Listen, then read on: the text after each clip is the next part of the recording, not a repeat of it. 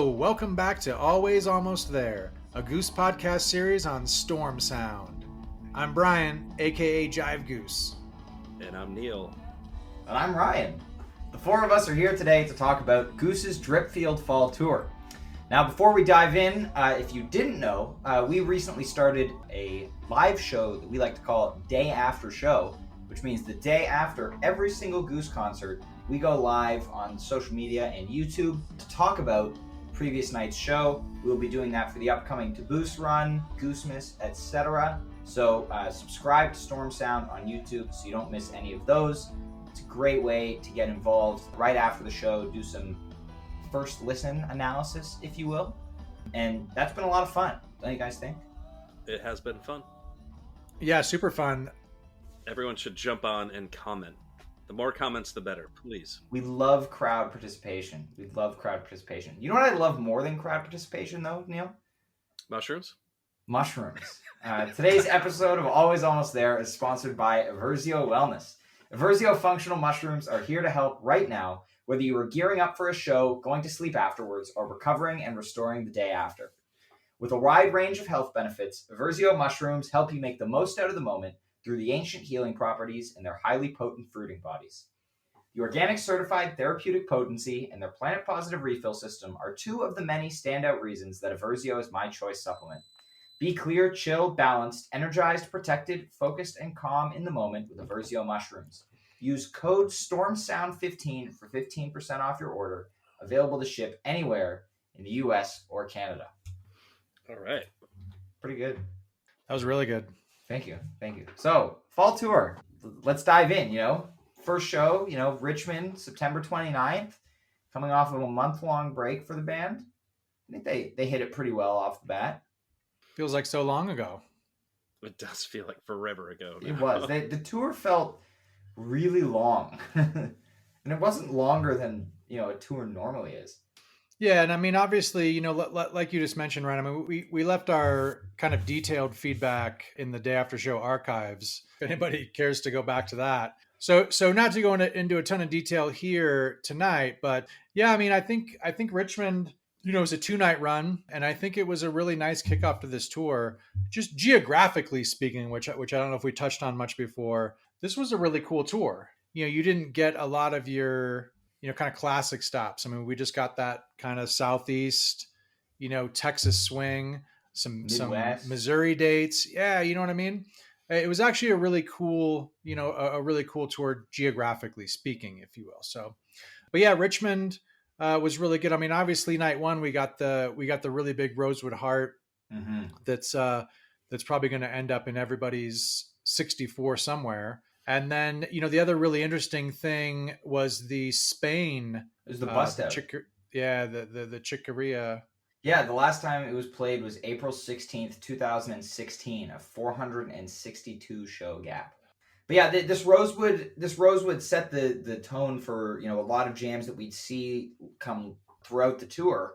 Kind of first half of the year through winter, spring, summer, they were focusing more on pushing the envelope in darker jams, getting evil, getting into the spacey, crazy madness stuff. And on this fall tour, we saw a lot less of that. We saw a lot more of an emphasis on bliss, on happier jams. So this Rosewood kind of sets the tone there. Really, really fantastic. We'll talk about other standout jams with that kind of theme later in the tour. But I thought it was really interesting how they pivoted away from that darkness so completely, except for a few isolated instances. Yeah, cool thing about this Rosewood, this first night there, is that it's Rosewood and a jam. It's not a jam within Rosewood. So I think that's pretty cool to point out.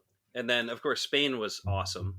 Mm-hmm. I had no idea what the heck was going on. I'm not going to be of course, I know Chicorea's whole catalog. And I was 100% on top of this. I wasn't. I was definitely surprised by that one. And I thought it was cool. We talked about this on the Day After show, but it was a cool opportunity for those guys to show off their chops. I hope they do more of this kind of thing, because it's a really challenging song to play, I think, for everybody in the band. So definitely very cool. I hope they do more like it. I think we said that on the Day After show also. Jazz. Yeah. I mean, hey, they're mostly Berkeley trained musicians, right? Mm-hmm. Except for two guys in the band. And this is something that I think they're probably pretty comfortable with, and I think is pretty cool. When Noah was on the podcast, he was talking about like this song was impossible to dance to, but we thought it was cool. Yeah. So, like, if you're listening at home, I think it's probably a whole lot more exciting than if you're standing there at the show trying to figure out like how to bop your head to that. But I don't know, pretty awesome jam. I had no problem dancing to it. Me, I Just did gonna not be either. honest. I was very much enjoying myself. Yeah, I don't know. I think that's just Noah. Yeah, Noah just doesn't know how to jazz properly. Clearly, Yeah. He needs to work on his dancing skills, I guess. He needs to work on his jazz. Yeah.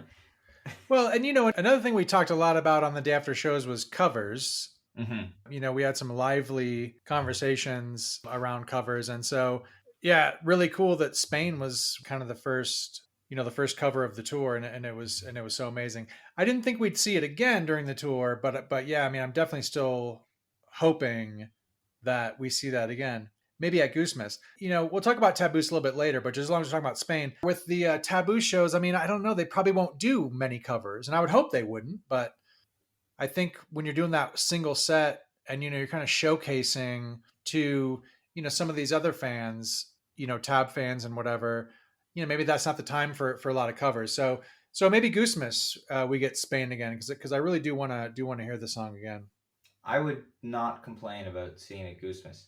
Maybe we'll get it at Arevalo and Boulder, a little acoustic Spain.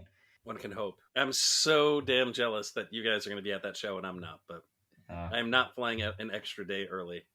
You know what? I figured it out. It was an extra $2 to switch my flight, so I did it. Yeah, you do have to find a place to stay. I'll figure it out. Sleep in Kev's backyard or something. Exactly. I'm seeing Arevalo. I don't really care. I'm not worried. Anyway, second night of Richmond. We get another classic pairing of Butterflies and Turbulence, which would not be a pairing for the rest of the tour. But these are both two songs that really are just coming into their own over this fall tour, more than they were over the summer. I think just both incredible tunes. Yeah, always good. And then pretty solid drive in this set. Mm-hmm. I really enjoyed this drive. It's probably the best drive of the whole entire tour, in my opinion. Mm-hmm. And then Gun Street Girl in this set, amazing with Pete on the slide guitar. I hope we see a little bit more of that. And we talked about this also on the day after show, after this show. Yeah, I mean, he did a really good job. And I hope we see a little bit more of that. Yeah, his slide playing was really, really awesome on that tune. And the drive really, it's interesting to me still because they're still playing with the structure of the song with drive. We didn't get the part. We didn't get the first jam. They just jump right into the second jam there. We've had a ton of unfinished versions recently. So I'm curious what they're attempting to do with the song, or if it's just kind of a spur of the moment thing. Like, if they're having discussions backstage about changing it or anything like that. But this jam was really, really good. Yeah, I feel like it's all part of their philosophy around, switching things up, obviously. You'd think they would have to all be on the same page in terms of like, are we going bridgeless? Mm-hmm. I think like, are we going to do a second jam or not? Like I can see that maybe coming more just out of the vibe. Yeah. But it feels like some of that stuff, I mean, yeah, they really all need to be on the same page. That's a curious one for me because I love the OG structure of that song. Yeah. You know what I mean? And we're not talking about OG Atlas Dogs or, indie Atlas. This is Drive. Yeah. Yeah, I really miss the bridge. I really do. I think it's just a really cool guitar section, riff or whatever you want to call it. This show for me was all about the first set though. I mean, mm-hmm. Talked about the drive. Similar to the first night, which was also all about the first set. Yeah. And similar to more shows on the tour, that we'll get to.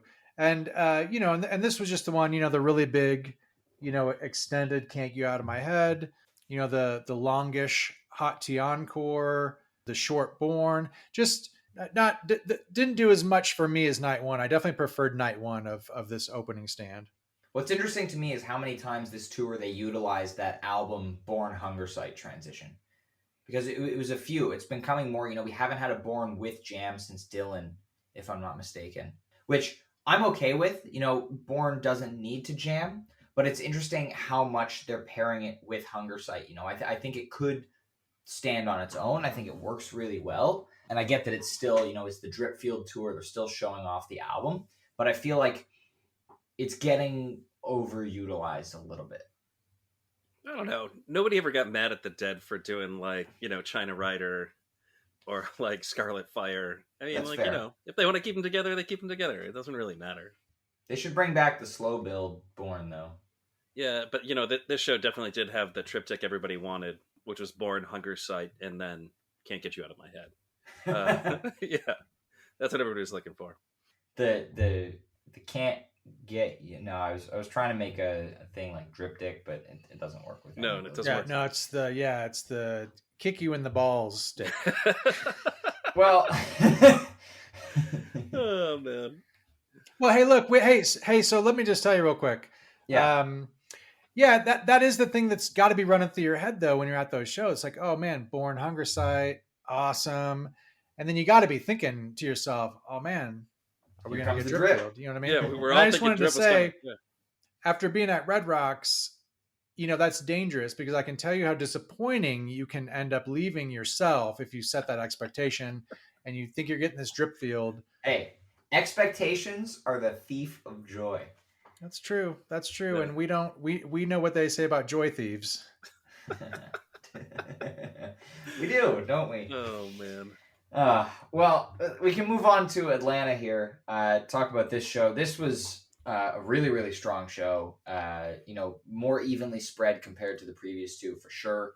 But OG A-Dogs, even though no jam, it's just such a good song. Yep. Such a good song. And then, All I Need, a trend for this tour, really, really condensed versions, 10 to 13 minutes, I think, for the most part. No second jams, but just they're packing a lot into that shorter amount of time. This was a really, really focused one, I think. So really great version here. And then, strong rest of the first set. But I really like that opening 1-2 punch of A-Dogs into All I Need. I remember the All I Need transition kind of took us all by surprise because it was when we were expecting the A-Dogs jam. But I think it worked. This is probably this is definitely one of my favorite shows of the tour. Yeah, the Atlas Dogs, like you mentioned, the All I Need. Yeah, we definitely saw a lot of these really nice first. There were no second jams, but a lot of these, I think there was at least 2 that we'll talk about that had really, really strong first jams. That's a big part of why I think we were, as let down maybe about the lack of the second jam, and then also maybe what they went into, like Electric Avenue and Wild Night and all that kind of stuff. But yeah, this was a really strong show. And then of course we got the debut in the familiar song 1 slot where they like to debut new stuff. Everything Must Go was first played. Set 2, song 1. I think that honestly is a great spot to debut songs. They've proved that this year with, doing that, 5 or 6 shows in a row at the beginning of the year.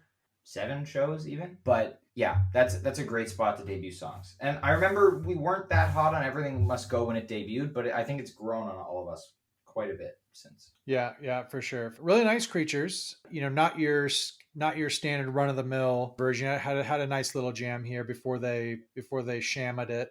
Straightforward Arcadia 726. Oh wait, the Arcadia was that really crazy double time Rage Cadia as it was dubbed at the time. But it was very interesting take on a shorter version of the song that stayed mostly within the box. But I think that's something that we shouldn't just skip over.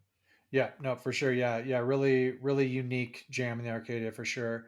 And then the Dripfield, I think when it comes to my jam of the year ratings, I think Dripfield might have ended up being maybe the second highest ranked jam from the fall tour that slotted into my list. So, and this is what, you mentioned this a little bit with the Rosewood, but yeah, this Dripfield, like the pancakes that we'll talk about, just the way that they broke the jam down, and then, Rick doing some nice, gorgeous kind of finger picking, just setting that melody up.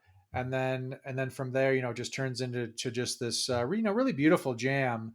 So yeah, I really like this one. I think that Cleveland Dripfield is still my GOAT Dripfield, but I really, really liked this version. One of the best jams from the fall, I thought. Yeah, damn good Dripfield.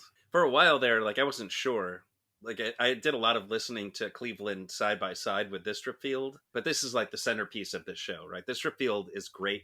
Mm-hmm. And I think also, like you were saying, Jive, the jam in this song shows up kind of like in spirit elsewhere on this tour. Like when we talk about the Pancakes later on from New Orleans, I think very similar in that regard. But yeah, this is a very, very, very good Dripfield. Bodes well for where Dripfields are going. Like I hope this is not just like a once in a while thing. Mm-hmm.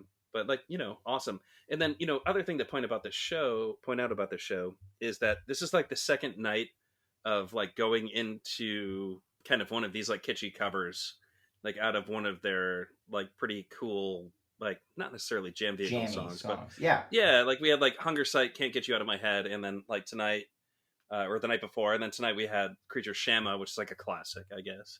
But yeah, also just want to echo that I really enjoy this Arcadia. It's pretty cool. Arcadia is not doing this year what it was doing last year at all. Mm-hmm. Yeah, someone made a comment, or a few people made comments. I think mostly on Facebook when I posted my updated jam rankings the other day. They were like, "Well, where are all the Arcadias?" And my point was like, there are a few strong ones from earlier in the year, like Nashville or Madison. Like those ones are great. Yep. And I think the best thing for Arcadia in 2022 is the emergence of the slow ending becoming a consistent occurrence. I think that is amazing and should be in every Arcadia. But yeah, in 2021, you have versions like Swansea, you have versions like Legend Valley, you have versions like Portland, you have versions like Mission that are just getting way out there into type 2, like extended jams, what have you. Those haven't really been happening in the song this year. And that's not necessarily a bad thing, but it's just, the song has been serving more as a punctuation mark on sets, like as a set closer or just like an energy boost instead of a major jam vehicle. So will we see that change towards the end of the year? Maybe. But, that's kind of the role it's been serving, which is fine. Like different songs, rotate out of being cute, like the focal point of their improvisation. Like if you look at Elizabeth, there are some really strong versions of it, 2019, 2020. And then 2021, it kind of took a back seat, and it's kind of emerged a little bit again as a jam vehicle this year. Yep. All I Need, last year, every version was like 20 minutes and insane.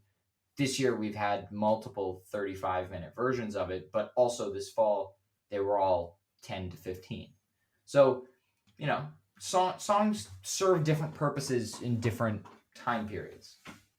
And then the other thing to point out about the show is it was Jeb's 121st show, mm-hmm. and he finally got his first Shama, which is not true. But for some reason or another, that was said over the mic, on stage. You know what? 121 is a big milestone, I think. Yeah. But let's go ahead. Let's check out October 2nd in Atlanta, the next night. Solid first set. I would like to mention, if anybody is staying updated on elgoose.net, the Indian River Jam is now labeled not as Delta-ish, but as Welcome to Delta. This is as per the multi-instrumentalist Peter himself, who told me that the only reason that the riff is different in the Indian River Jam is because when they played it after Indian River for the first time, he couldn't remember what the original riff was. So this is why it's played a different way, and I figured that was enough to note it as the Welcome to Delta Jam. Brian has a dissenting opinion. Yeah, because, well, hold on. He's going to say it. I mean, Peter basically said, if it smells like Delta and sounds like Delta, then it's Delta. Like, it's not Delta-ish. I'm still a Delta-ish guy at heart. But hey, look, if he wants to just change the chords or whatever and call it Delta, then that's cool by me. I mean, it's their song, not mine. So slight variation in the riff. What I thought Jive was going to say is every time it's been played after Indian River. So that wasn't like the first time. It just, there was a large gap in between that Delta Jam being slapped on the end of Indian River in a while, right? Now, just to be clear, this is not being noted as a separate song. It is not Indian River into Welcome to Delta. It is Indian River with a Welcome to Delta jam. Okay. Ish. There was lots of deliberation that went into this decision. The TABoose.net committee is hard at work, deliberating over things and taking different people's opinions into account. I feel like there's only a few opinions that really matter, though, and I'm talking about Peter. I mean, I think his opinion maybe carries some weight on this issue. I don't know. You know what's interesting, though? What is really cool is that the song can be so organic insofar as it's been a long gap since Caverns, right? Yes. With like Welcome to Delta, and then it was like brought back, and like Peter just played it the way that he thought he should play it, and then that's now what Welcome to Delta is, or the Welcome to Delta section, right, of Indian River. So I don't know. I thought that was really cool, and also cool of him to be like straight up like, yeah, I just played it differently this time just because I didn't remember it. Yeah, and it sounds pretty good to me. So I mean, it's not like he was doing anything wrong out there. Are you saying he should forget more parts of other songs? No, I think what I'm saying is that it's pretty cool that what would happen, Brian? What would happen if he forgot how to play Kylie? It would most likely be something good. Before we go on, like Yes. the point I'm trying to make is that in the end, this is good music, and this is the kind of thing that probably happens all the time. And I think as listeners, we assume the artist is just kind of really carefully thinking through all of these things. Mm-hmm. Didn't happen here, and the result is cool. That's the point I'm trying to make. Fair enough. Also, I do want to point out that this 80s synth version is sticking around for a number of versions, and I'm curious how long until they decide to switch up the feel of the song. Is now a good time to talk about how many versions there are, right? Since we're like going to spend a half an hour talking about Indian River. This has also been a highly deliberated topic, and like while we're on the topic, just really quickly, I had gone through recently and listened to every version that's available on Bandcamp or Nugs, and I had pinpointed 9 different versions, to which a certain person who will remain nameless scoffed at me and told me that there were only 5, and I was wrong. And so I'm working on rectifying that on the website. But good luck with that. Good luck with that. Hey, can we talk about No Rain from this show? Because yes, this No Rain is actually no really rain. good. Shout out to Noah for getting his No Rain, his request. Very exciting. We're all jealous of you because I want a No Rain. This is a fantastic jam. Another one that hits that blissed out theme, but No Rain delivers, man. Well, this one's really good. I mean, this is really good too, Guitar Goose. I said this on Twitter at the time, and sorry, Brian, go ahead. No, I was just going to make the comment about No Rain, just that we talked about before. I mean, it's just got an insanely high slugging percentage. Yeah. Just one of those covers that they really, they take it out a little bit, but it's always really good. You know what I mean? They just don't seem to mess with it. So. Mm-hmm. And it's crazy that, how many shows they played this year, because it was last played February 2nd in Bend, but that's 54 shows. Like, yep. Crazy. Yep. And this kind of begins the long gap cover bust outs, if you will. I'm noting anything over 50 shows as a bust out on the website, which is, people disagree, whatever. I think 50 is a notable enough gap to get noted. But we get covers that had been last played in, that opening week of the year in the winter, end of January, early February. We get a number of those busted out on this tour, which I was pretty happy about, and I'm hoping those songs come back into regular rotation, No Rain included. Yeah, I'm hesitant to use the term bust out at all with anything that Goose does, but that's fair. Yep. I mean, it's nice that they're pulling these covers out of nowhere. I don't ever say bust out in the, when I do set lists. Yeah. I definitely, I'm not really into the whole bust out thing, unless like Turkish Hills would be a bust out. Yes. That's why you and I both covers doing a set list. That's why you outs. and I doing a set list works, because we both note different things. I just like to note the songs that they played. Yeah, exactly. Like if you're a guy who just wants to see what they played, guest appearance, exactly. Or. But if you're a huge stats nerd like me, TABoose.net. Yeah, not much else about this show that I would probably go into. I guess they busted out Arise. And they busted that wasn't out a bust out. Pumped Up Kicks. Yeah. I mean, it rises Fifth of to. Beethoven was over 50 That was a shows. bust out. Yeah. That was over 50 shows. Pumped Up Kicks was 42. Oh, And so Arise was 36. almost a bust out. Always almost a bust out. Sometimes almost Hey. there. Well. Hey, Echo Encore is pretty badass. Yeah. I have to say that about this show. Yeah. Like, they can do more and more of these, right? Earlier in this tour, we got like Honeybee Encores, but Echo Encore, I'll take it. I'm good with it as well. I was listening to some older Echoes today, and I find it interesting. They've gone through different versions. Like Atlas Dogs had different versions. We've been in the fast version, quote unquote, of Echo since Austin last year. I'm curious if we're ever going to see the original version of Echo get played again.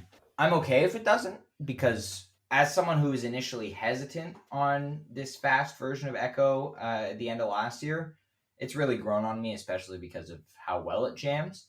But what's interesting also is that I feel like we had a couple of really, really awesome Echoes at the beginning of the year, and then it's kind of been relegated to this 12 to 15 minute slot in the set where it just kind of echoes, which is really, really good. But it has so much more potential, and we haven't had an Echo with Second Jam in a really long time. Have we had one since Portland in February? Or was that the last one? I don't know, man. I don't think about that stuff that much. I was more asking Jive. I could tell you if they played Echo of a Rose. Yeah, okay. So hey, but listen, as far as putting Echo, in that placement or whatever, encore that shit. That's what I always say. Shit. You know what I mean? Yeah. I think encore that shit. I think do it. You know what I mean? If that's what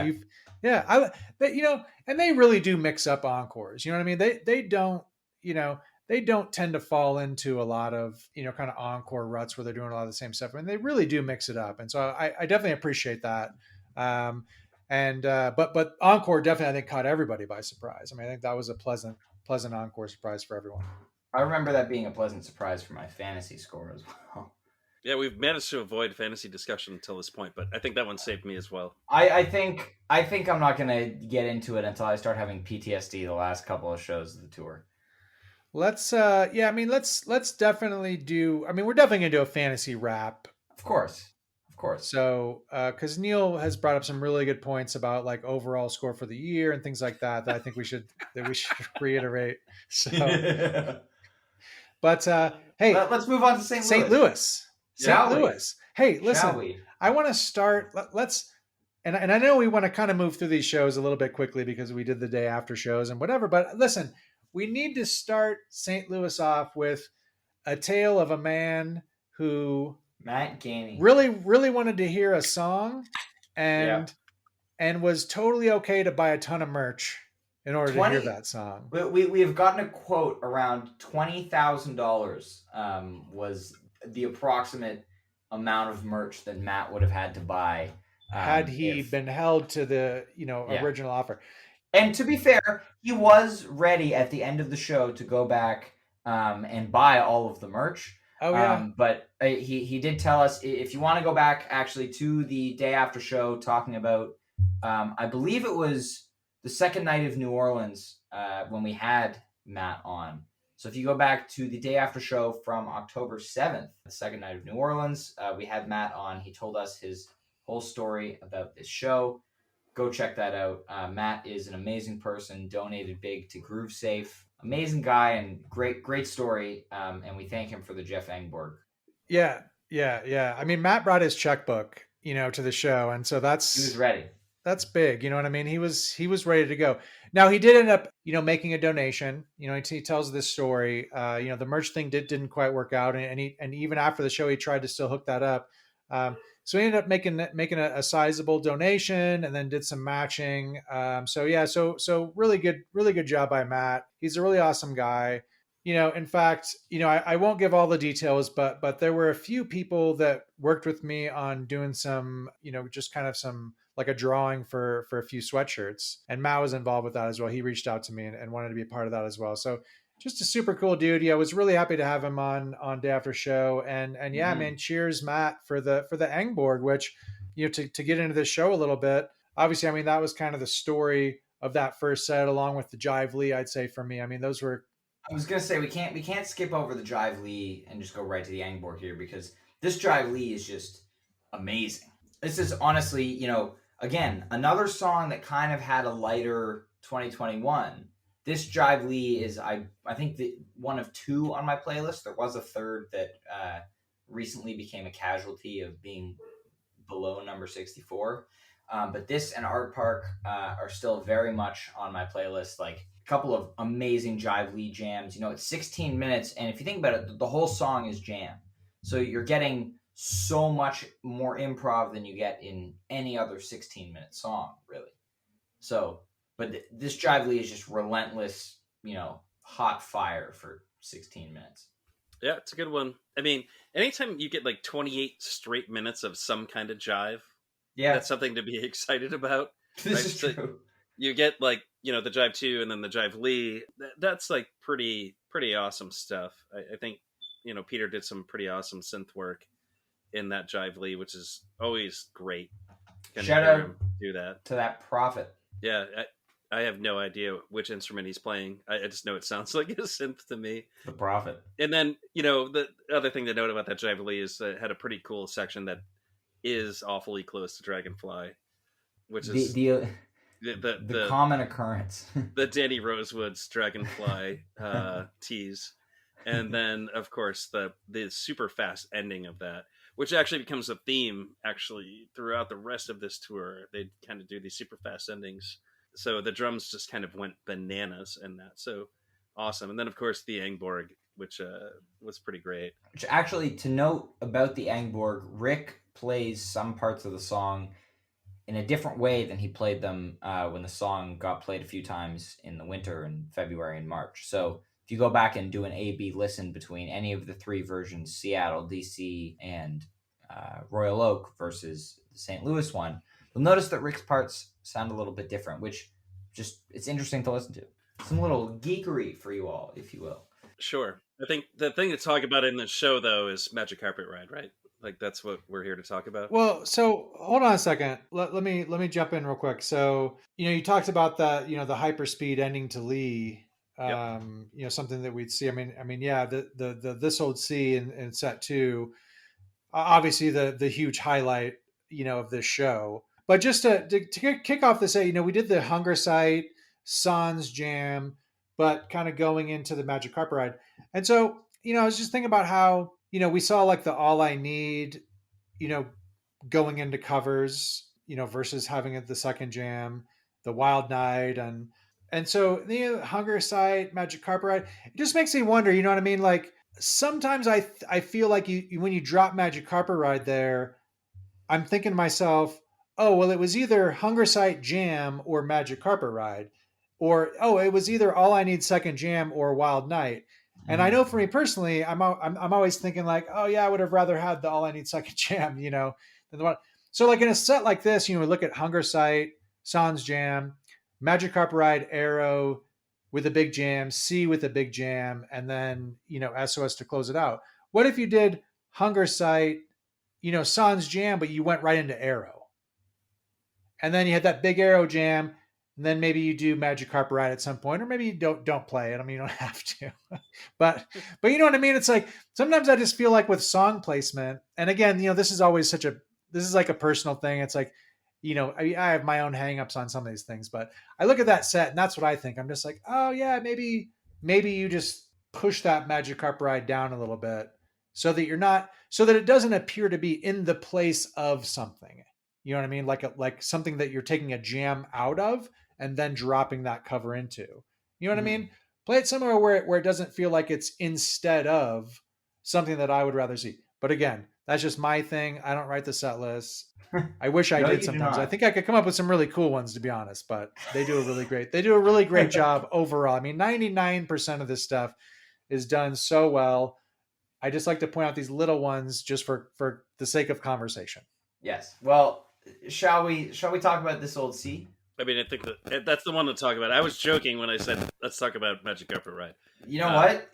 You do like it, though. I mean, you like this one. I do love it. I've said it before. I don't want to sound redundant, but being raised on Max Creek as a youth from Connecticut, Magic Carpet Ride is, that's the jam, man. It's like you're ready to party when they play it. And I think when Goose plays this song, there is a section of this tune that is very separate from the fact that we're maybe sick and tired of hearing Magic Carpet Ride all the time, that is worth listening to. And they do that in this Magic Carpet Ride. It is good. And the Hunger site before it is also very good, even though it's short. I don't know. No, Neal, I was just going to say, we have the luxury now, too, of just being able to, it's so easy to fast forward. You know what I mean? Yeah. Like on your Max Creek tapes, it was harder. It just took more energy to find the spot on the tape maybe where the jam started. So you just were forced to listen to it. Yeah, well, no, I was just there, because I had nothing better. You were just there. So I grew up in the woods of Connecticut. So I only saw Max Creek, 2 or 3 times. And, when I was in the Northeast, did they play Magic Carpet Ride a lot? Was it a big? They did play it often. Yeah. It's funny when they sang it, they would often sing it as Magic Mustache Ride, innuendo. But it was kind of hilarious. Oh, those guys. Oh man, Max Creek. I've seen probably I don't know, 30 or 40 Max Creek shows, only because they lived not too far from where I grew up, and we went to see him a ton. And aren't you lucky living in the Northeast? Was your brother? Where all the music happens. Oh, was your brother a big Max Creek fan? Or was he taking? Yeah, I mean, we shows? all were. If you grew up in Connecticut, then we didn't have fucking Eggy. We didn't have Goose. We didn't have Residual Groove. We had fucking Max Creek, and that was it.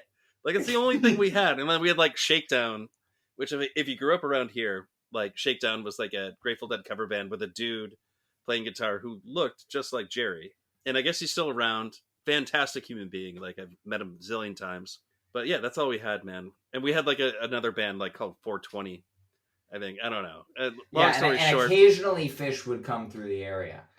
Yeah, well, yeah, and there's that, right? We were always stoked for that. But the whole point of it all is people growing up. What about the breakfast? Were you already out of Connecticut by the time? Yeah, I was out when I moved to Boston was when the breakfasts were kind of becoming a thing. What's the dude's name? Psychedelic Breakfast. They were Psychedelic Breakfast back then at the time, and he was a savant guitar player, a kid. So I'm assuming we're about the same age now. But we had shit like Jiggle the Handle and Schleigo and all that stuff. But now known just by Jiggle. It's just Jiggle now. Yeah, Jiggle. All these bands change. Yeah, a lot of name changes. Yeah, in those early jam band days, you know what I mean. I think some of those names sounded a lot cooler when they were 19 than without a doubt. So the point I'm trying to make here, I was gonna say, I feel like we've gotten way off track. Yeah, I'm trying to make a point. And the point is, if you live in Connecticut now, and you've lived in Connecticut for the past 10 years, which I haven't, you are so incredibly lucky. That's not to denigrate any of these bands, because they're all great bands. I love Max Creek. I will go see them a zillion times more before I die. Damn, there's so much good shit going on in Connecticut right now. People should be really, really excited about it. I mean, Jeff Arevalo has literally 30 bands that fucking rule right now. So hey, he actually just formed a new band today. Yeah, actually, speaking of Jeff Arevalo and his 30 bands, if you would like to hear him talk about all of said bands, there's an amazing episode of We Moved Through Stormy Weather where I talked to Jeff about all of his current projects. It's great. I had a great time doing it. Actually, as much as it pains me to say this, well, first of all, I actually listened to one of your episodes. Yeah. Hey, you were on one. You better listen to I just I like Jeff, and it sounded like there were some interesting tales being told and some cool stuff. So I tuned in, and it was actually really good. You both actually did a fine job. Yeah, it was a really good episode. Yeah, thank you. I appreciate it. So listen, This Old Sea. Yes, it's so good. Bringing us back. It's what I always like when you get when you get kind of the OG slow build pretty jam.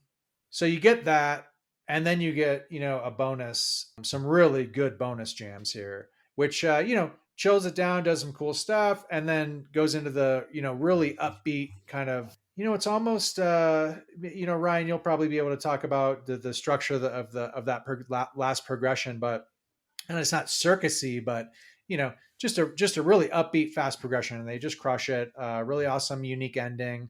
And I mean, yeah, high, I think that might be my highest jam from Fall Tour of my playlist. I don't know. I need to take a look. But yeah, it's so good. So good. Yeah, cool thing about this one is Double Kit really crushes the end of this old C jam from like about the 1540 mark on. And I think we talked about this when we were listening to them in the moment on the day after shows, where I was like, I don't know if I like heard so much of the drums. Second listen, the Double Kit really makes a huge difference in a bunch of jams. This is one. The Jive Lee from the show earlier also, but in this old C, it really takes it to like a second level. And this one also finishes very, very fast because I think, as Jeff said on his interview with Ryan, sometimes he gets really excited and he just has to jump on the kit. Yeah. And I think that happened here. I think that is really what went down. What's also cool to me is also in said podcast episode, Jeff mentions how he and Spuds don't really practice on their own ever. Like all of their practice comes from when they're rehearsing as a full band or playing as a full band. And as a dual drummer setup, you have to be so locked into each other. So like the snare hits always come at the same time. You're not stepping on each other's toes. That's part of it. Jeff says in the rig rundown video that I did with him, or rig tour, if you will, back in March, he says that his hi-hat, he doesn't have the pedal active on it. So he doesn't open and close it because he doesn't want to interfere with what Spuds is doing. And so it's interesting to hear how they structure their playing, as well as the fact that they don't really practice just the two of them ever to lock in on things. It's amazing how locked in they always are. I honestly, I think the tightness of the band, or the precision, some say. Yeah. I mean, honestly, I think Goose is a little underrated. That was one of the things from really early on when I became a fan that always really impressed me was, just the tightness. I mean, there's hardly ever any sloppiness.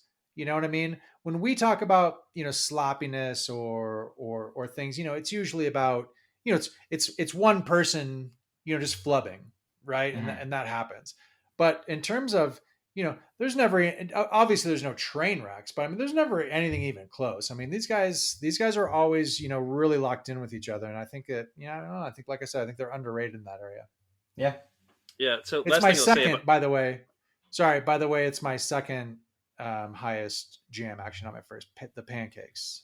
The Pancakes. I ended up having higher. So I can't wait to talk about that stuff. We'll get there. Yeah, and like also we kind of skipped over this arrow. This arrow is a very good arrow, in my opinion. There are a couple of more above average arrows on this tour for sure. Yeah, and this one has like a couple unique sections. I mean, it starts pretty early on, stepping away from the structure of the song. There's not like that repetitive arrow thing that I think we often complain about, like on the podcast.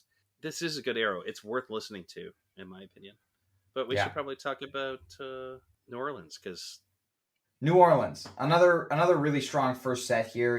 We get Atlas Dogs with Green Sleeves jam in here, which is pretty cool. Earthling or Alien, a little bit of Churn, another strong short All I Need, into Wild Night. Now, before you guys go and slander Wild Night everywhere, I know it's probably my younger age talking, where I didn't hear it 80 billion times or whatever, but I really like their cover of Wild Night. This was a 119 show bust out, last played the September 17th 2020 show at South Farms, that also contained the Hosewood, but I really like their cover of this. But I think it's an overall very strong first set. If nothing else, Wild Night's a harbinger of a very good show. This is a very, very good show. I think the Elizabeth in this show, also very good. It's a hot Elizabeth. Mm-hmm. And yeah, Atlas Dogs with Green Sleeves. It's kind of kitschy, but that was pretty cool. I do like this Earthling or Alien. And the funny thing about Earthling or Alien, is that a lot of people like to hate on this song. I like to remind people that I love this song, and I think this song killed in this set. But churn, baby, churn. Yeah, Hey, I mean, it was a so lot. And then, well, hold on. The All I Need also in the set, flames. It's so good. I mean, this one is actually pretty cool insofar as they played the first jam, very good. And then they actually sounded like they were going to play a second jam for like a good minute and a half before they dropped into Wild Night. So they faked us all out, and we thought we were getting a second jam. We were like, this is going to be the one. This is going to be the All I Need of the tour. Didn't happen necessarily, but still killer All I Need. yeah, they were just setting up that dope segue. Yeah, it was a actually really good wasn't segue. half bad. It was a pretty good segue. So, yeah, and I mean, this was a really long set, before the All I Need. I think when they started the All I Need, we were surprised. Yeah. And then when they went into the second jam, we were really surprised because of how long that set already was. But then they wrapped it up quick. But yeah, you mentioned Wild Night there. What is interesting about, last time it was played was at a pretty sick show. Wild Night opened a show that I really like. Does that ring a bell for you guys? Wild Night opener. We just passed the anniversary. Wilkes-Barre, 10/25/19. Ah, yes. Wild Night opened that show. It's true. That is a That very is a hell good of a show. You are far more of a 2019 scholar than I ever will be. So Me as I'll well. acknowledge that. But I will say I did go to that show as part of my quest to figure out what was up with Disco Mist. And I've concluded that there was nothing up with Disco Mist. And if you visit lgoose.net in the near future, there is no longer any record of Disco Mist. It's a vibe, bro. It's a vibe. It's a vibe. It's a vibe. Well, anyway, later in this show, they played a really good Wisteria and a really good Mississippi half step. Yeah, I would say a really good Wisteria and an even better Mississippi half step. Yeah, I'll go there. Half step has been killing it in 2022. So, and what's funny is that Goose's half steps are better than Phil and Friends. I just found out. I just learned this. you learned this when Phil and Friends played it this past weekend. Yeah, I had hopes for that half step, but I mean, that was pretty good. Phil and Friends. So did Graham. Yeah. Well, oh shit. We're gonna outtake that for the podcast account. I think that's fine. Hey, so let's not skip over the fact that this set is actually a very strong set all the way through. Yeah. The butter rum is a very good butter rum. It's a lot of very good butter rums in 2022. Yeah, also. I mean, it's just like a straightforward Type 1 song. Whether or not you really like butter rum, the Type 1 jam is very good. And Get the Fuck Out of My Face is fucking awesome in this show. Yeah. I mean, Trevor, we haven't said it yet, which is weird that we haven't said this yet on this podcast, but Trevor really was the star of this tour. Mm. And listening to this, I mean, it was really, really, really good bass playing. It was really, really good drumming in this Get the Funk Out of My Face. So let's not skip over that. I mean, it is kind of like a kitschy cover and all of that, but it definitely added to the set. And this set was there was no highs and lows in this set. It was just rage all the way through until Erosion. So I don't know. It's a pretty killer set. And then the half step is one of the more unique jams of the tour, because I think they did get a little grimy and a little bit dirty in this one. So to echo your point, Wisteria Lane, very good. Half step, probably the thing to really note in this show. Yeah. Get the Funk Out My Face was funkier. Yes. Well, I mean, Goose Peter again showcasing his incredible rhythm guitar skills. Listen. That yes, I'll take that cover. You know what I mean? So I'll tell you, I'll take Get the Funk over Beethoven all day long. Yep. Hell yeah. And then obviously I'll take it over a lot of the other stuff. Kylie, that you hear me talk about. Yeah. So yeah, not about that. And look, butter rum. It's comeback. It's like the comeback kid. You know what I mean? Butter rum almost got canceled. You know what I mean? And so not God. only is it still in the repertoire, but they're, opening up set twos with it. Every butter rum's average length now is probably 14 minutes. You know what I mean? It's like they're not messing around anymore. They'll encore that shit too, by the way. So they will encore that shit. I mean, Encore that shit. I almost feel like, yeah, you know what I mean? I don't know. Maybe butter rum's not so bad, It's Look at this guy. Gets on the pod for an hour, thinks that butter rum isn't so bad anymore. Everybody thought I'd seems to really like it. And that makes me happy. When everybody's happy, then that makes me happy. You know what I mean? Put it in the history books. Noted butter rum apologist, Jive Goose. Hey, I mean, it's good in its slot. It's a set 2 opener. It gets 100%. People moving. Get the funk out of my face, Ryan. Like you touched on this, Peter's rhythm guitar playing in this is full on Cory Wong, and it's fucking great. It's so punchy. I love it. And yeah, this is a fucking killer set. Everything about this set's great. And this Wisteria, this is like a good like workout or like running. Everybody's like, oh, what are my running jams? You know what I mean? I feel like this Wisteria would be a good running jam. It's just really upbeat all the way through. You know what I mean? They don't like break it down in anything ambient or, dirty. It's just pretty feel good. Just keeps moving. You know what I mean? Really good. If there's any runners out there, try this one out. Let me know. Yeah. And another thing to say about this Wisteria is very, very similar to the jam that comes in the end of Chrysalis Echo, which we've talked about like a little bit. So if you listen to the two side by side, there are points where they're almost indistinguishable. They're so similar. So try that on for size. If you have a chance, listen to both. Vickers, 902 Vickers, at 902 Vickers. The infamous. He posted like one of his like guess the jam things. And I heard it and I was like, holy shit, this is definitely Wisteria from the show. It's absolutely not that. It was actually the Chrysalis Echo. So it was Hood. Oh, it wasn't Hood? No, it's not that. It's not that. It was he. You know what? There's been a couple of times lately where he and Madison Hoovon have been posting like the actual thing that they're talking about, and it's really thrown me off. It's trying to man. Those guys keep you guessing for sure. I didn't know what to do. I love them. On a video that Vickers posted, and it was the actual jam that was in the video. It's like, that's boring. Whoa, what is this? They're pumping out amazing content. Like, good on those guys. Shout out.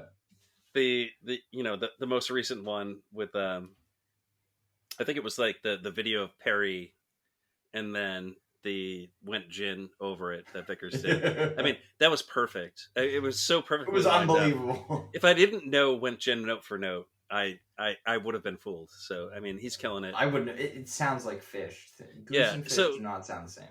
But anyway, I digress. Loose ends in the encore. Cool stuff. The encore is amazing. That's all I have to say about that. Yeah, encore. I think Loose Ends might be the greatest way to showcase White Lights. Yeah, White Lights, Loose Ends, a match made in heaven. Yeah. Yeah, it's like chocolate and peanut butter. Oh. Well, let's go ahead and talk about morally reprehensible connection. The show of the tour. The show of the tour. Second night of New Orleans. We open up Vibey Tumble into regular Tumble, which... Whoa. Yeah, hell yeah. Yeah. Whoa. Like, so good. We have learned through intel that this segment was improvised, which is incredible. That they didn't plan to go Vibey into regular. But apparently they went on stage. Rick wanted to audible regular Tumble in place of the Vibey Tumble that was on the set list, but Peter had already started laying down those reverse delay vintage vibe tones, which signal the beginning of Vibey Tumble. And so, they went ahead with Vibey Tumble, and then as the jam started going, Rick just threw in that composed section from normal Tumble, and they went in with it. So similar to how they've approached with Arevalo. Yeah. Yes. Arevalo, though, they did out of a Hunger Site jam, they did the composed section of Tumble into Vibey Tumble. Yeah. It was inverted. Oh, Jesus Christ. Neal has opinions on inverted. Well, no, I'm not going there. All I'm going to say is like this is fucking awesome. It was a treat, and I hope they do more shit like this. I I am not one for setlist trickery, which we're going to talk about later when we talk about another show on this tour. But like, this was really fucking cool, man. This is an amazing version of the song, and like, I don't know, jam wise, if this is one of the best tumbles I've ever heard. It's no Peach Tumble, but Yeah, I was gonna say, is it on the level of Peach? no, like kidding aside, this is a really cool version of this song, and I will go back and listen to this again and again, just because they did it so differently. Go ahead. No, you finish. I was just gonna say this was like them slapping it down and saying like this show is gonna absolutely kick ass, and they actually prove that throughout the rest of this set, in my opinion. Yeah, that's an opener. I think that does kind of let everybody know what's about to go down for sure. Yeah, and yeah, I totally agree, man. I mean, play it this way more. You know what I mean? I already want to hear Slow Tumble more. Yeah, this was the first. But doing it this way, it's like you truly get the best of both worlds. You know what I mean? Because I feel like the verse part, just the Slow Tumble, I mean, I don't know. I guess it's similar in a way to like Slow Ready and So Ready. You know what I mean? Like, I think I'm a Slow Ready person because just the lyrical flow and it's just the laid back. You know what I mean? I just really love that. So I really love Slow Tumble. I think for some of those same reasons. But then to get the full jam out of that, yeah, man, really love this. I mean this whole the construction of this first set. I mean, and like I said, I mean this is the show of the tour for me, and for me that came pretty easy. But yeah, the super sweet tumble, and then California Magic, Indian River, without the Delta-ish jam, which I mean, look, I mean, a lot of these set ones are down in like the 65-minute kind of range. So that 20 minutes of Indian River, it just eats up a lot of the set. You know what I mean? And so I think that honestly, it's not that I don't like it as much as, boy, it just takes up a lot of space. You know what I mean? Mm-hmm. And so we just get the more kind of standard Indian River, bobbed on with. Yep. Shout out Kev, who could not be here for this episode, but Kev likes a bobbed on with. Yeah, Kev's like, Kev who likes doesn't? You know what's cool? I feel like he was the first person ever to really latch onto it and like be like, he's like the biggest, he's like the earliest and biggest Bob Don With fan that I know. But also, was there any of us who didn't hear Bob Don With on the webcast at Kansas City last year and immediately be like, yes? Yeah. I mean, we're connoisseurs though. You know what I mean? and it's like we put a lot of time in on this stuff. This is only also though to note, this is only the 5th with ever, and the first one since March. So yeah. You know what's cool about this? Feel like that. Before we move on from the width, Neal? When they launch into this width, I don't know who's doing it. I assume it's Peter, but there is kind of a kind of noisy dissonance in the background that somebody's doing that reminds me of Radiohead circa like the Benz OK Computer era, and it actually extends out throughout this whole entire width, and it's really, really fucking cool. This is like my favorite Bob Don With ever. Radiohead would crush Bob Don With. I'm sure they would. It'd sound very different. Tom York would just kind of go apeshit with that. But hey, Radiohead, if you're listening, yeah, like Tom York, if you're listening, please. But no, there is like a definite Radiohead vibe to the way they launched into this Bob Don With, and it's very cool. I listened to this today when we were preparing for this podcast, or when I was, and hell yeah, man. And you said there's only 5 Bob Don Withs ever, and I think almost every show it's shown up in is a really special show, and this is a special show. There we go. Story of Bob Don With. And then the set closes with Lookout Cleveland. Perfect segue into Turbulence. Amazing. Yeah. Like this show is just great. Yeah. And then we open up set 2, Flow Down, Wait, Unfinished hold on. Mist, whatever. Wait, Oh, okay. wait. Oh, ooh. Before we move on, like, look out, Cleveland also not too frequently played of a cover. And then this Turbulence is probably my favorite Turbulence ever. Mm-hmm. The ending of this Turbulence really does take advantage of the peak that's built into the song. And Rick is doing full on like guitar heroics at the end of this. Mm-hmm. This is a killer Turbulence. I don't want to like kind of move past this without saying. Oh yeah, this is like worth going back and listening to. Just flames. I mean, we talked about this a little bit before, but yeah, I mean, this is and we've seen it as set 2 closer, set 1 closer. This is one of those songs, anywhere. Man. Yeah, I was just gonna say, this is one of those songs that you can really put in any like, high energy spot. Open the show with it, close the set, encore. Close the show, yeah. And encore that shit, man. Yeah, encore that shit. And it just keeps getting, I just feel like, that jam just keeps getting just better and better and more fire. And I mean, yeah, I'm just, like, this is one of those songs too, where it's like, I don't care if they jam this out. Like, I'm not looking for that in this song. I'm just looking for, like, if anything, just extend that just fire jam and that fire solo as long as you want, because I mean, it's just the energy that comes out of it. And it's just pleases my ears too. I mean, it's just such an awesome sounding song. I just really love it. Yeah.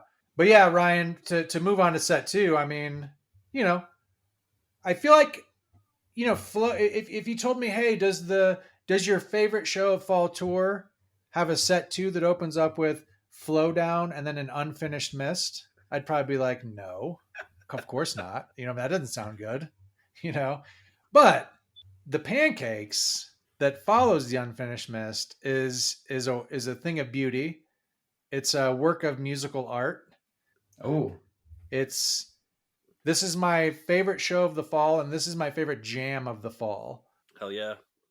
I mean, it's so good. It's similar to the Dripfield in a sense, where, they build up to kind of the proper jam. And then when they take it down, Rick again just starts finger picking this beautiful melody. But this jam is in my mind, it just goes further and it's more powerful to me than the Dripfield jam, which is also great. This is the only unfinished Pancakes to date. It's like the best one. Like, well, is this? Are you noting this as your favorite Pancakes? No, I'm not. No. Like Nashville, like it's like not even fucking number close. 2. Like, yeah, second in my stack. I have this 3. Wait, what do you have second? DC, of course. Yeah, you know it. Well, so I'll say this about this. That's mid stack, bro. We're not going like deep into like analyzing jams on this particular podcast, but like I think this one bears mentioning a couple things. This Pancakes for almost 12 minutes is a pretty straightforward Pancakes. And then Rick introduces that really, really simple melody. And the interesting thing about this jam is like there isn't much variation to it. It is that very simple jam melody that he introduces. And they stay on that throughout the whole rest of this Pancakes. And it's just beautiful. It's just a truly beautiful jam. And you know me, I'm like a sucker for like the really super beautiful jams. Like, I don't know, like Legend Valley Creatures, for example, which is much shorter and probably not nearly as cool as this one. But the beautiful improvised part of this jam is not just Rick introducing this and everybody kind of picking it up, but right at about like the 16.5-minute mark, the drums come in. And again, it's the dual kit stuff where I think Jeff jumps in on the kit and is like really, really into whatever they're doing. And the swells that they get out of the double kits and the Trevor on the bass make this like so incredibly dramatic, and it's so good. This jam crushes. It's my favorite jam of the tour, like Jive said, and it's awesome. And I like the way it ends too. It dissolves so nicely into darkness after. So yeah, man, what a fucking awesome jam. So good. It's so good. And yeah, darkness. We talked about this a little bit on the day after, and it's a nice spot for it. You know, it's not a cool. It doesn't come off as a cool down song, but the way this darkness gets slotted in between that incredible pancakes and then the Matavan that is also quite good, by the way, that closes this set. I feel like that darkness works really well right there. And you know, I don't want to get too far ahead, but let me just say, you know, in a show full of highlights, there's 4 really big highlights for me. And it's Tumble, Pancakes, Matavan, and What's Up. Yep, man. That, like, I mean, I'm just gonna jump right on that. That What's Up is so fucking good. Like, this Matavan, great. It's good. It's got like a lot of sections that are like super familiar and like it's yeah. I mean, it's good. It's a very good Matavan. It's like huge, which like we really want to see from like Matavans. But like, if you really want to get goosebumps listening to Goose music, fast forward to the 2-minute mark of What's Up, when the whole entire crowd is singing that song. I mean, it may be kind of another kitschy cover that they do, but like, man, it's so good. It's so incredibly. This is a great song. It's a great song. It is a great song. It's a great song. And listen, find the video, find the crowd shot video of that part, and it hits home even more. You know what I mean? Just that whole room was singing along, and just everyone was so psyched. Yeah, I mean, you know, I think we talked a little bit about What's Up and kind of what we were asking the question, you know, like where is it? You know what I mean? Like, what's up with that? What's up with What's Up? Not playing it, you know? Where's the 4 non-blondes, you know?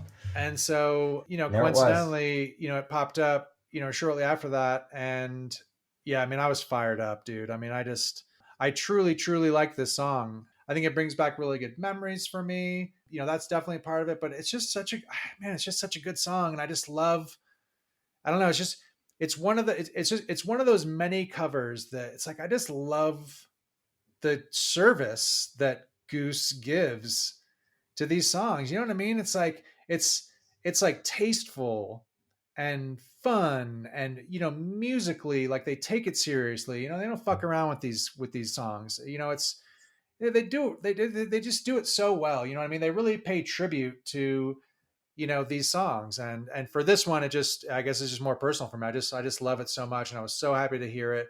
And I hope we don't have to wait as long as we had to wait in between the last 2 plays. And just to clarify, that was 125 shows.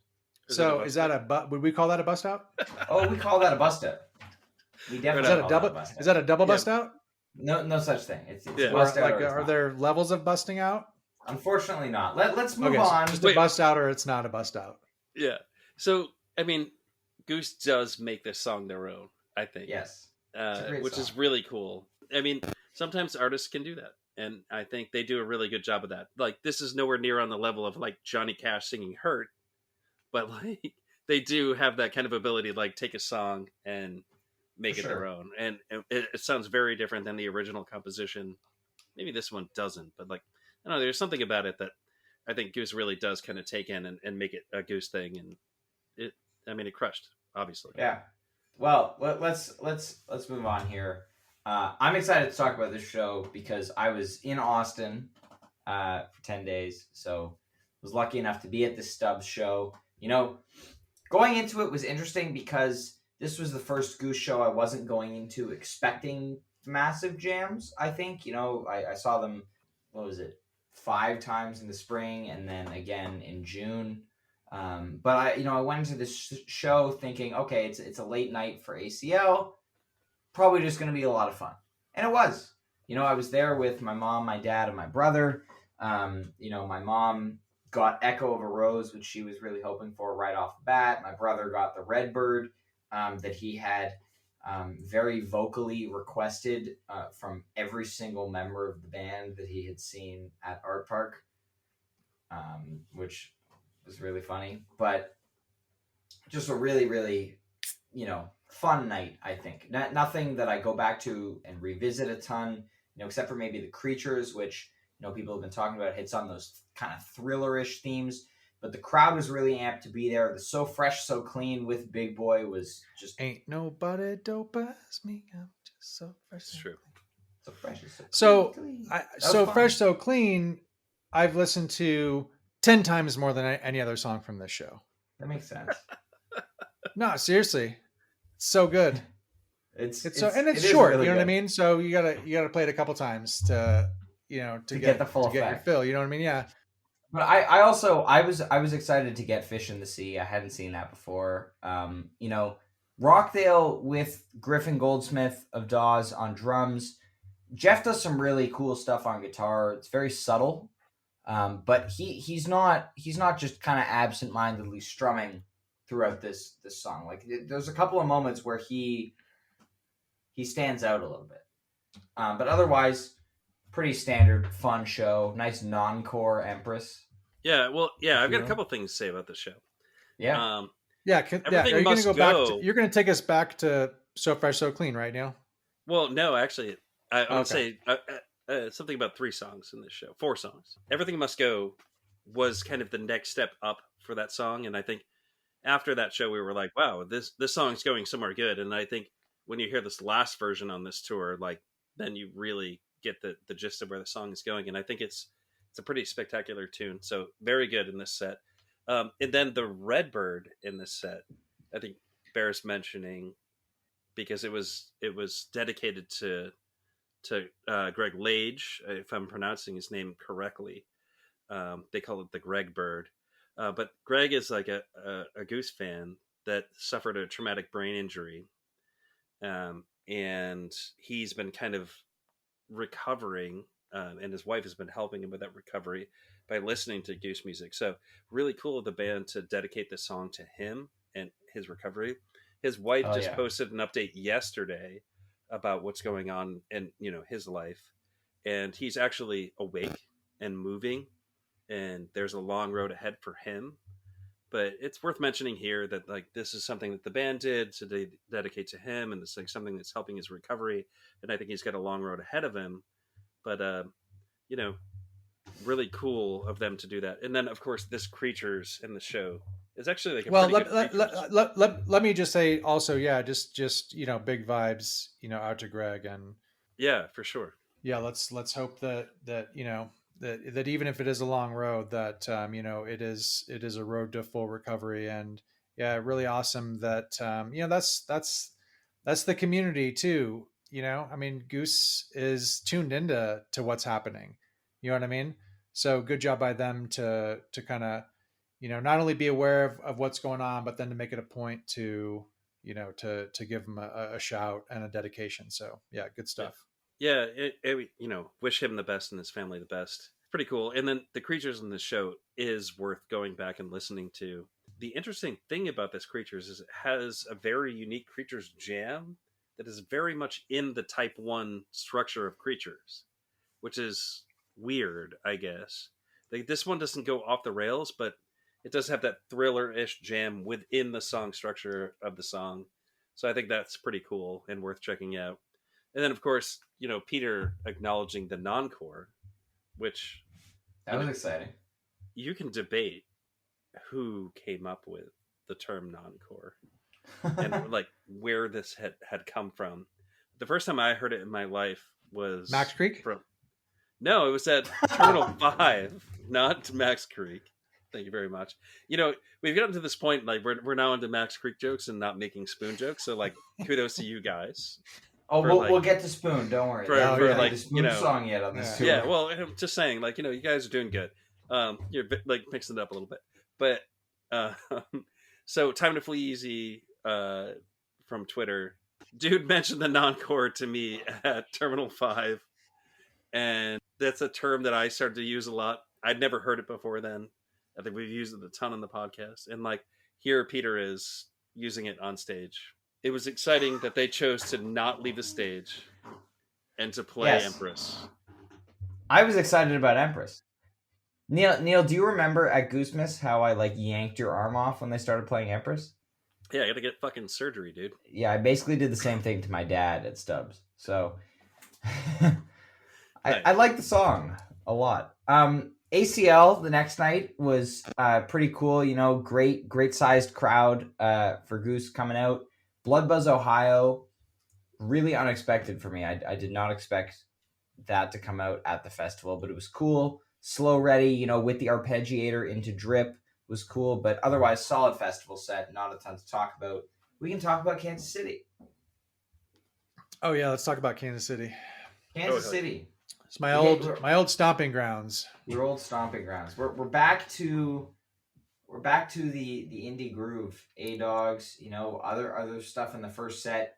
Wisteria coming out really, really early in the show. Yeah.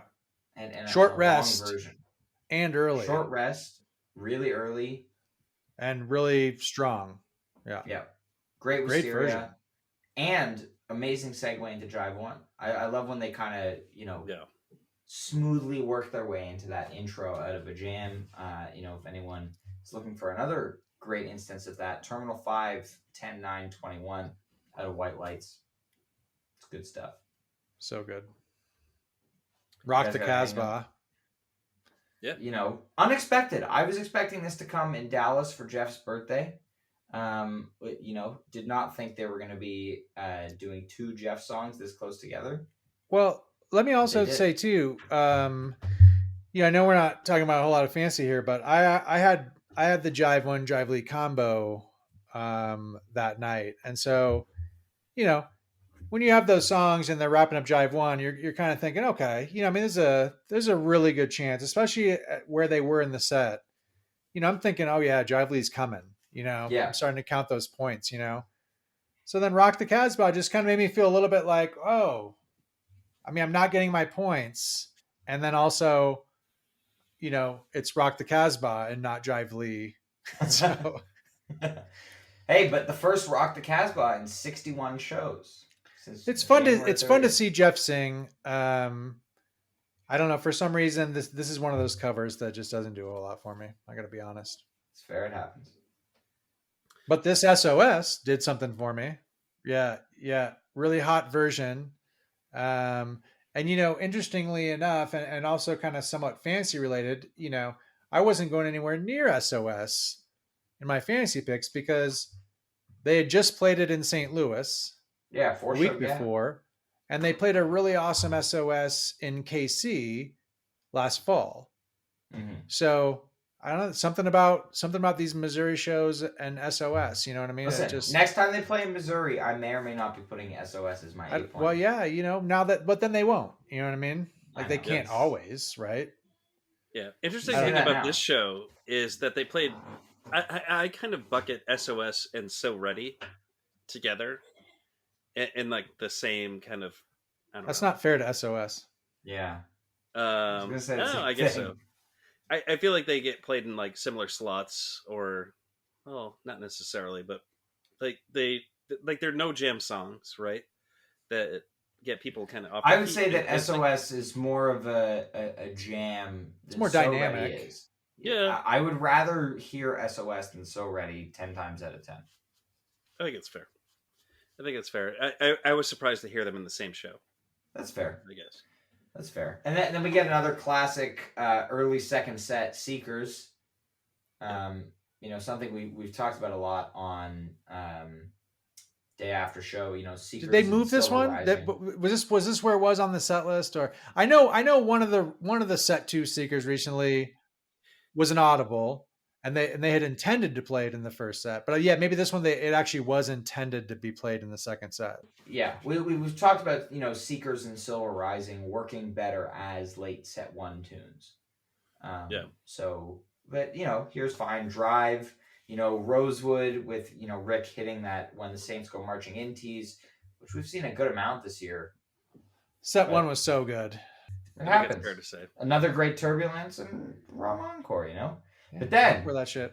I would say the best show of the latter half of this tour here, the best show after New Orleans, Fayetteville, Arkansas, the band's first time coming up in that area, JJ's live, we were looking at the Steely painted on the wall next to the stage throughout the webcast.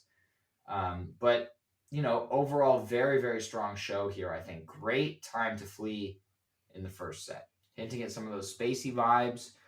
All I Need, this 12-minute version, if I'm not mistaken, the first real dark jam of the tour, I think, like the darkest jam of the tour so far at that point. I think Half Step had some nice kind of dark tones to it. Yep. Yeah. I didn't love this. I didn't love this this set or probably this show, maybe as much as you and I don't know where Neal's going to go, but I mean, I remember the night though. I mean, I remember I was feeling really good heading into the show, and Butterflies, Jive to Caution, Flee. I mean, That's a that hell of a way actually to is a open. really good start. You know what I mean? I like Caution. Obviously I like Jive too. I think Butterflies is works well in that slot. You know what I mean? I do like it there. Um, and then Honeybee, the Need. Another short. Another short Need and Flow Down. I don't know, I guess it just lost a little bit of steam for me after the Flea. And then you guys can go back to set one, but just as far as set two for me, it's like another one of these kind of mid-length animal jams, Yeah. and those haven't been super inspiring for me. I think I'm more on the short and sweet and high energy animal. It's kind of where I'm at with that song. Another arrow that goes over 20 minutes, and I'm not sure how I feel about it at the end of the day. The way it is, we were all super psyched. I don't care that it didn't have a jam. I still love to see it. But mid Me set too. two, we didn't have the jam. A rather short by its standard, by its own standards version of the Old Man's Boat, and then a nice tumble. A nice lengthy tumble that did some really cool stuff. That was obviously the easy highlight of the night.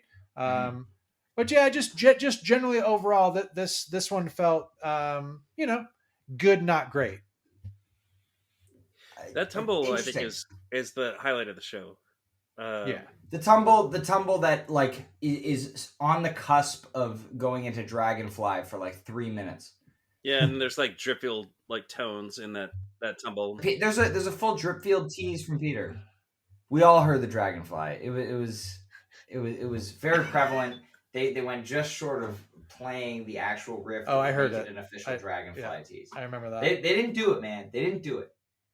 Okay, I will die on this hill. I'm the geekery guy, not you. But really amazing tumble. That Dripfield tease from Peter is great. Fits in really well. Returns home nicely. But yeah, as you mentioned, that way it is bust out. 64 show bust out. Way too long for this song. Yeah. This song I is agree there. like absolute tier 1, tier A, whatever you want to call it. Incredible Goose cover. Should be played more, should be jammed more, a la Eau Claire. Yeah. It's right up there with What's Up in my covers I want to see. It was played 3 times in 2021, but this is honestly the longest gap since its debut. If Rick says what cover do you want to hear? I'm saying way it is. I'm saying Cold Rain and Snow. Let's hope that actually happens. I mean, I think we can take a break on this and talk about that for a moment, because that is wonderful. Yeah. Such a good cover. And I think Goose does go out of their way to play some of the deeper cuts. Not necessarily. I mean, they played Tennessee Jed and stuff like that when they do a Ray Below. That's just a Ray Below, though. Yeah. Yeah, so they play Half Step, which I think some people who are really into the Grateful Dead view it as not so good of a song. In case you're kind of looking for people who those people that I'm talking about, 36 from the Vault got huge heat for saying that they don't really like Half Step, which I don't understand. It's a great opinion that Half Step is their favorite song, but so Goose kind of picked that up and did a really great job with it. It is a deep cut. I think this is another one that they could actually pick up and play, and it wouldn't necessarily be them going out there and playing Shakedown Street. Imagine one guitar on that Cold Rain and Snow. That jam though at the Phil and Friends thing was very, very good. And listen, we joke around here about Graham, but actually his soloing in that song is also really, really good. You know what I mean? Yeah, everybody just crushes it. And like you saying, they released it, so we've got some really good audio. I think the audio is the same. It's just available on YouTube. Yeah, I don't know. I thought it was a little bit better, but But yeah, I mean, who knows? Who You know, knows? who knows what's been done? Yeah, hopefully we get those soundboards. But yeah, A really strong weekend. You know, we talk about it more in depth on our day after show episode about all 3 nights. So go check that out. it was the day after three shows. Day after 3 shows. Yes. Yeah. Day after weekend. Hey, I was at the Yeah. show. Yeah. Neal was was good. at Yeah, the. Neal was there. Yeah. No, I made friends with tapers. I went through a series of interviews to be allowed to Did- stand where I was standing. Listen, the night after, Ben stood right where I was standing and like belted out like fucking Love Light. love light. So that So, like- that automatically makes you pretty cool. Well, no, I think the important thing to think about in that situation is like, did Ben go through those interviews to be allowed to stand there? I don't think he did. I think No. he I'm just, gonna like, guess did his own thing. he either just stood there and wasn't bothered, or he was like, "Oh, I played drums with that guy." Yeah, We can move on to Oklahoma City here. I think sure. you know this now we can make fun of Neal for loving Spoon a lot because now they're playing Spoon. Sure. Why not? I mean, I think that's one thing to mention about this show. Inside Out was very good. Great Yeah. cover. Hunger Site, had a cool jam before Inside Out. Peter, there was a really cool part towards the end of it where Peter was doing his like looping of the marimba. Otherwise, not a ton to go back through from the show outside of the Hunger Site and the really cool Slow Ready, Tomorrow Never Knows Slow Ready in the encore. Because that was really cool. That was very cool. Yeah, I mean, I was a big fan of the Hunger Site, Inside Out. I mean, obviously, like you guys said, Lead the Way was great. Set 2, probably not one of the strongest sets of the tour, in my opinion. Big, strong, extended hot tea to close it out. But then probably one of the more interesting encores of the tour, Nights in White Satin bringing it out, and then the Slow Ready, Tomorrow Never Knows Slow Ready. Yeah, I mean, cool stuff. I guess it's one of the situations where, yeah, nice encore, but did it make up for for the whole kind of set 2 for me? Probably not. I still probably have this kind of maybe low middle of the pack for the tour, but surely a fun time had by all, and another strong first set. And then Dallas, interesting that the standout jam of the night was was it only 11 minutes Atlas. Kind of atypical because Peter hitting the keys for the jam as he normally sticks to guitar. Nice little clav action there. And then, second set getting very, very interesting with the Echo Sitterman Madhavan Born to be Wild Echo Madhavan. Debut of Born to be Wild about an hour before Jeff's birthday. Neal and I, in our late night mode, both incorrectly thought this was Magic Carpet Ride as they were starting it until Jeff started singing. Which I will admit to blindly trusting Neal when he sent Magic Carpet Ride to the group chat. I don't know. It's like fucking Steppenwolf. Like, I mean, like you just kind of assume that it's going to be Magic Carpet Ride. I don't know. I think Born to be Wild is great for Jeff though. Yeah. Didn't he say that? Didn't he talk about that on the pod as being one of the first songs that he learned on guitar? It may have. You may have a better memory for the podcast episode with Jeff than I do. This is actually a pretty cool second set. I think it's funny when we were all listening to it at the time. The first set doesn't really have much substance to it, right? There's that Atlas. I think that's the one thing that you go back to. And then the second set is a little bit of setlist trickery, which Goose isn't really famous for. And, there's in and out. You get like Echo of a Rose showing up more than once. You get Madhavan showing up more than once. I don't know. It's pretty neat. I actually went back and listened to it today and enjoyed it. But in terms of like improv, nothing really blew me away in this one. Cool that they did like that happy birthday thing before they did Born to be Wild, which I think was pretty neat. But yeah, it was I don't know. It's like pretty cool set. Aside from the next night, the second Austin City Limits show, this was the only show that I didn't actually listen to live. And when I went back and listened to it, I think that's the only time I've heard it. I don't think I've gone back again. And yeah, the setlist trickery, as you called it, Neal. I mean, I think that a lot of times that stuff's really fun, like in the moment, like as part of the experience, because you're getting something. It's like a next level of unique. You know what I mean? It's like everybody's getting a unique show every night because the set list is always different, the gyms are different. But that type of stuff, it's like, the next level up of uniqueness, like the unique factor. So that's always really cool to be at shows like that. You know what I mean? You know, it's fun getting something that's so different. So yeah, Yeah. so good stuff. Certainly for the folks who were there. But yeah, like you said, not a ton of improv. Nothing going into the bracket or anything like that. But yeah, good stuff. And we talked about it before too. It's like we haven't really gotten like a proper 2-set tour closer. In summer and fall, we both got festival sets to kind of end it out. So yeah. So I think because of that, maybe I was thinking that Dallas was going to be maybe something with a little bit extra.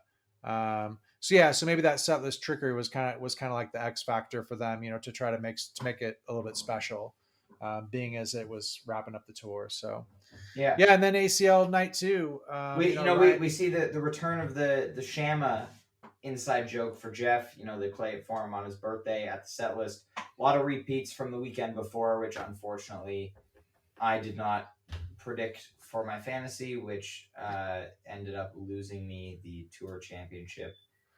I just want to call out the fact that we went to see Spoon earlier in the day at ACL, and right as the band dropped into Inside Out, Jeff walked by, which was it was cool. We said hi, and we were like, "Oh, they're playing the song that you also play."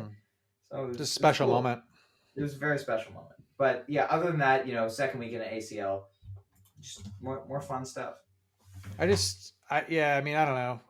I probably wouldn't talk about like seeing Spoon live, in front of Neal, because I wouldn't want him to feel sad that he missed it, or it's like jealous I don't want of him you. To be jealous of me. Yeah, you're right. Sorry, Neal. I didn't mean to make you feel bad. Man, the Spoon thing has taken a life of its own, as things Neal, often it's okay. do with me. We know you love Spoon more than anything. I do. You know what? I do love Spoon. I'm gonna own it. Let's give a congratulations, where it's due, to D. Yeah. For bringing home the championship. Yeah. Yep. And yeah, he's a come from behind guy. He did. He really, he was kind of lower top 10 for most, or lower top 5 for most of the tour, and then last bunch of shows just kind of shot up and overtook him on the last night. Which and then he joined the double championship club. He joined the club of those who have multiple wins. Yeah, you too. Whatever. I would like to point out that I finished ahead of Neal for the first time ever, which means I have now beat all of the other Always Almost There co-hosts. So I'm pretty okay with that. I didn't get the victory that I was hoping for, but the cool thing is that the Fancy Goose site now breaks this down by tour. Yeah. Shout out to Jason for all of his hard work, everything he does, Fantasy Goose. And also, I really want to highlight that this is possibly the most competitive Fantasy Goose tour yet. A lot of people playing every night, more people than average. So if you are not involved in Fantasy Goose, get involved. There's no time like the present to get involved. Neal, so I think we got to give a shout out to Neal as well, because I want to say, like, across the 6 tours, Neal has never finished lower than 4th place. Yeah, that's right. This guy's pretty good, dude. Good job by Neal. I mean, that's consistency. Well, sometimes greatness is measured in consistency, and like I show up every tour. Sometimes people show up and they do really well. Sometimes people show up and they do poorly. Ryan, I think, is like pretty proud of himself for what he pulled off on this tour. But Ryan's never finished in first place. Yeah. I'm getting there. You know what? Well, it's a small club, to be fair. But also, you know what? I would like to say it's in the family. The last 6 tours has been 2 apiece for you 2 and D. So we keeping it in the AAT family. Shout out to Ryan Legvold, who was in first for the majority of this tour. Shout out to Kev for doing coming in really 12th. well. Hey, I mean that's 5 out of 12. 5 out of 12, but Kev was also doing really well for this tour. Top 3 though. He normally does. We didn't mention that. So D in first, Ryan in second, Neal in third.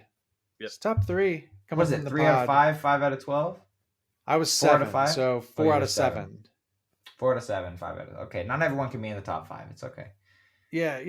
Not everybody can have, multiple championships either, but I mean, look, you said it. You find a way. It's a family, it's a family vibe here. And, so we're always rooting for each other. And at the end of the day, no matter who wins, we're all happy. Everybody has fun. And, we're really looking forward to what we think is going to be TABoose Goose Miss New Year's wrapped into a final, kind of mini league, mini tour, of the year, Yes. So we'll find out what the Fantasy Goose team has in store. And then we've got the annual, competition for all of 2022 that we're keeping a close eye on as well. I'm not leading right now. Jive is leading by 1 point. 1 point. This is a 2-man game. I don't think anybody else actually has a shot. What's the gap between? Dude, it's like McGuire and Sosa. we're both juicing. The gap between second and third place is like nobody has a chance. I think third place is D, and he's like 70 points behind or something ridiculous like that. Oh boy. I don't know how that actually worked out that way, but it did. You guys are just that good, apparently. So we're consistent. I think that's the important thing to remember here. Yeah, it's consistency and endurance. I shat the bed during the summer, so. No, I mean, maybe next year you don't go to camp. Maybe you stay focused. Who knows? Yeah. Kind of really think about your choices. You got to prioritize it. You know what I mean? Got to prioritize fantasy over everything. It's true. It's true.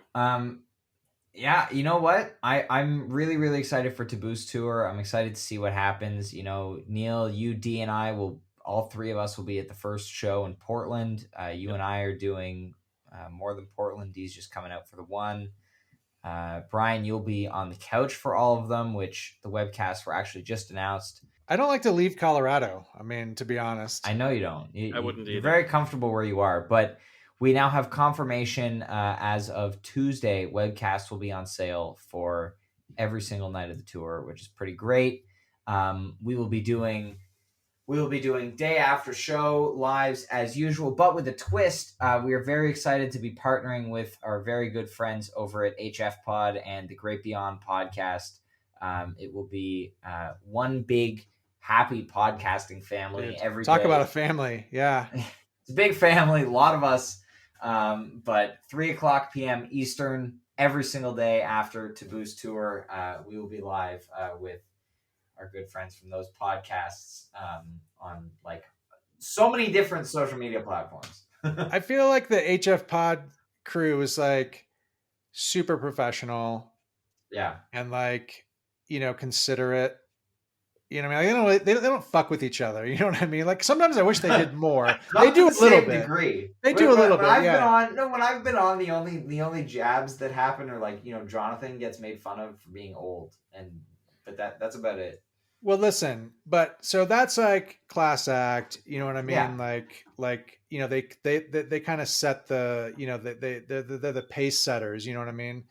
Yeah. And then I feel like, us and Great Beyond are both in the same boat where it's like, hey, I mean, we're just going to talk about what we want to talk about. You know what I mean? And if I need to call Ryan out on something, you know what I mean? That's just what we're going to do. You know what I mean? And I feel like our listeners appreciate that. Well, you know what? I'm excited to see how these recaps play out. I'm very excited to do them. Yep. It's going to be some fun shows. Yeah, I'm excited to work with like consummate professionals. Not to say that you guys aren't. No, it's the CBD sponsorship. Really. That's what does it. No, I am excited to work with those folks. I'm excited to do those shows. I'm excited for the tour. I'm gonna do. You're the corporate podcast guy of the group, I think. You know what I mean? Ryan's like the young go-getter. You're the seasoned. You know what I mean? Like I could see you on one of those podcasts on Osiris, just doing the professional, like down to business, like on time. You know what I mean? Like always shows up on time. You know what I mean? Do you not show up on time? I'm pretty sure you show up on time. Well, I do because I But appreciate you have that. long hair, so it's different. Well, I'm just not. You know, I'm not. I don't have that corporate mold. You know what I mean? I don't play by these rules, man. I play pickleball for 7 hours a day. Hey, I just Man. take advantage of the flexibility when I can. But no, that was meant to be a compliment. I mean, I really think I that do appreciate Neal, really think that Neal's gonna fit in well with Brian and RJ and Megan and Jonathan. That's a good crew of people. You know what I mean? I'm really excited for this too. And yeah, we'll have to see like what's the max number of people You can that have can be on. one. Like what's the cutoff? Like what if it's like what if all of us are like, hey, I'm available this day, and all of them. That's like 10 people. everybody's- So we'll see. It's gonna be like Phil and Friends, like circa like 2005. You gotta buzz in. Nobody knows what the fuck is going on. It's just like 7 guitar players. Like shit's gonna like work out. Like everything's. You know what? We're gonna have a great time. Get involved. Be in the chat. Let us know how you're enjoying those shows. Whether you're gonna be there, whether you're couch touring, we're very excited about it. Of course, we will be doing one of these episodes after the tour to recap the whole thing as well. And as a reminder, all 5 of us are going to be at Goosemas. So if you're going to be at Goosemas, all 5 of us are going to be there. 3 of us are going to be at Arevalo and Boulder, which I am so excited about. My first. I'm not Arevalo 100% show. on that. So You're not 100% on the Arevalo? I mean, I got some things happening that might limit my ability to be involved that early in the week. But all right. Well, Kev and I will be there for sure. Tickets are secured. Yes. It's just a matter of, personal stuff. Yeah, that's fair. Well, it happens. But you know what? We're coming time, in. We're coming in under 2 hours on this episode, which we're pretty good. I think we should I'm be not proud of done yet. ourselves. I think we're approaching professionalism. So again, thank you everybody, as always, for bearing with us through the multiple hours of commentary and banter and whatnot. Emphasis on the whatnot. But we will be back soon. Join us obviously every day after every show for day after show at 3:00 p.m. Eastern. Check out Aversio Mushrooms if you want. Code StormSound15. All that good stuff. This has been another episode of Always Almost There. Thank you so much for listening. I'm going to see you all next time. Peace. Mushrooms.